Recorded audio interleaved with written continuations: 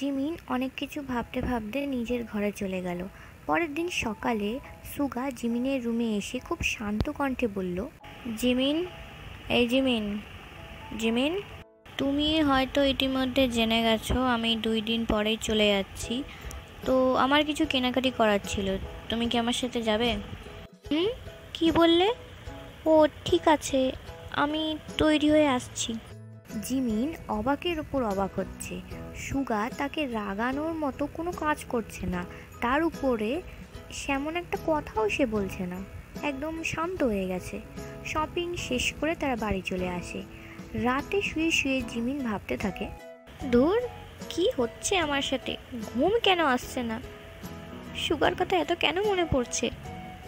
কিন্তু আজকে সুগাকে যা হট লাগছিল, মনে তো হচ্ছিল, ইস কি ভাবছি আমি ওকে নিয়েছি, কিন্তু আমার এরকম কেন হচ্ছে, আমি কি তবে ওকে, না না, এটা হতে পারে না। দেখতে দেখতে কেটে গেছে 2 দিন। আজ সুগা সত্যি সত্যি চলে গেছে। হ্যাঁ, সুগা চলে গেছে, খুব সকালেই সে বেরিয়ে গেছে। ও মামুনি, তোমার ছেলে কোথায়? ঘুম থেকে এখনো ওঠেনি, এবার তো ফ্লাইট মিস হবে।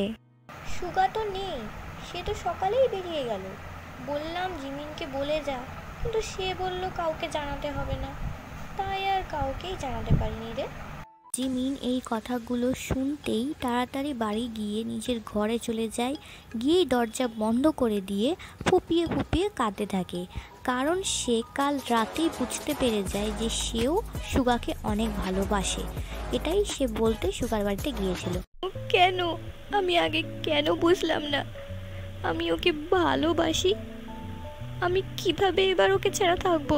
সুগা, আমি তোমাকে ছাড়া কিভাবে থাকবো? ঠিক আছে, 5টা বছর, এর মধ্যে সুগা সবার খোঁজ নিলেও জিমিনকে কোনো ফোনও করতো না, খোঁজ নেওয়া তো দূরের কথা। এই 5 বছরে বদলে গেছে অনেক কিছু। জিমিন এখন একটা অফিসে জব করে, কিন্তু সে এখনও বিয়ে করেনি এবং বাড়িতে সবাইকে জানিয়ে দিয়েছে সে আর বিয়ে করবে না। 5টা বছর পর সুগা আজ বাড়ি ফিরছে। এর কারণ তার বাবা খুব অসুস্থ। এই খবরটা পেতেই জিমিন নিজেকে সাজিয়ে তুলতে ব্যস্ত হয়ে পড়ে।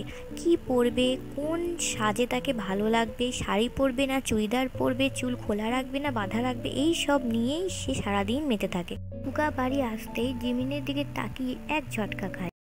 এই মেয়ে তো দেখি আগের থেকে আরো বেশি সুন্দর হয়ে গেছে। আহ, কন্ট্রোল সুগা, কন্ট্রোল। দাঁড়াও ভাম্বিরাল, এসে যখন পড়েছো তখন তো তোমাকে বিয়ে করেই ছাড়বো। কেটে গেছে একটা সপ্তাহ। আজ সত্যি সত্যি জিমি সুগাকে বিয়ে করেছে, এক প্রকার জোর করেই বিয়ে করেছে। সুগা খুব একটা ছুটি নিয়ে দেশে ফেরেনি, সেই কারণে বিয়ে করে জিমিনকে নিয়ে বিদেশে চলে যায়। এই হাসির বাচ্চা, তুই আগে এত দুষ্টু ছিলিস না তো, আমাকে এত জ্বালাতন করলি যে আমি বাধ্য হলাম তোকে বিয়ে করতে। আমিও দেখবো তুমি কি পারো। 5 বছর আগে সামান্য একটা ঘটনায় যে বিদেশে চলে যায়, আর যার জন্য আমি দিনের পর দিন কষ্ট পেয়েছি, কান্না করেছি, একটা খোঁজ যে মানুষ আমার নেয়নি, সে যে কি করতে পারে আমার জানা আছে। কেন পারতে না আমার সাথে কথা বলে সমস্যাটা সমাধান করতে?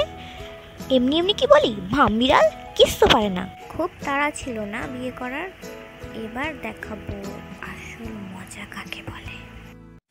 বেবি গার্ল, তুমি ঠিক কী ভুল করলে তুমি নিজেও জানো না। কি যে হবে আজকে তোমার, এটা ভেবেই তো।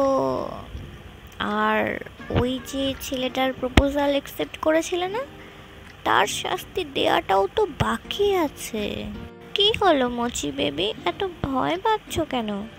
আজ না আমাদের ফার্স্ট নাইট। এই রে, আজকে যে আমার কি হবে, এমনি ফার্স্ট নাইট, তার উপরে আবার 5 বছরের অপেক্ষা। জিমিন, তুই তো শেষ। 5টা বছর যে যন্ত্রণার মধ্যে দিয়ে আমি গেছি, আজ তো সুদে আসলে উসুল করব তোমার কাছ থেকে। Baby girl. সুগা, তুমি তো ভালো ছেলে, তুমি তো শান্ত বিড়াল। আজ এই শান্ত বিড়ালটা আর শান্ত থাকতে পারছে না। Baby girl, are you ready for daddy punishment? Sugar, আমাকে ছেড়ে দাও, আমি আমি ঘুমাবো। সুগা, প্লিজ প্লিজ, আমার খুব ভয় করছে সুগা। মুচি, my baby, my sweet heart, আজকে আমি তোমাকে জীবনের সব থেকে সুখটা দেব। প্রথম প্রথম কষ্ট হবে, পরে সবটা ঠিক হয়ে যাবে, পরে তুমি অনেক খুশি হবে। তাই একদম ভয় পেও না, একটু কষ্ট করো, একটু কষ্ট করো। ভিডিওটি ভালো লাগলে like, comment, share and subscribe to my channel I purple you army.